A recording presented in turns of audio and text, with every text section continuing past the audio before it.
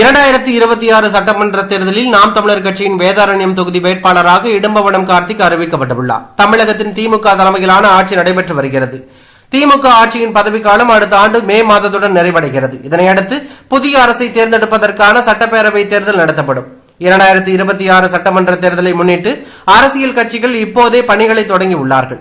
தமிழகத்தை பொறுத்தவரையில் திமுக கூட்டணி, அதிமுக கூட்டணி, தமிழக வெற்றி கழகம், நாம் தமிழர் கட்சி என 4 முனை போட்டி நிலவ வாய்ப்புள்ளதாக கூறப்படுகிறது. இந்நிலையில் 2026 சட்டமன்ற தேர்தலில் நாம் தமிழர் கட்சி வேதாரண்யம் தொகுதி வேட்பாளராக இடும்பவனம் கார்த்திக் அறிவிக்கப்பட்டுள்ளார். நாம் தமிழர் கட்சியின் இளைஞர் பாசறை மாநில ஒருங்கிணைப்பாளராக இடும்பவனம் கார்த்திக் செயல்பட்டு வருகிறார். சில தொகுதிகளுக்கு வேட்பாளர்களை அறிவித்துள்ள சீமான், வேதாரண்யம் தொகுதியில் இடும்பவனம் கார்த்திக் போட்டியிடுவார் என அவர் அறிவித்துள்ளது அரசியல் வட்டாரத்தில் பரபரப்பையும் அதிர்ச்சியும் ஏற்படுத்தியுள்ளது.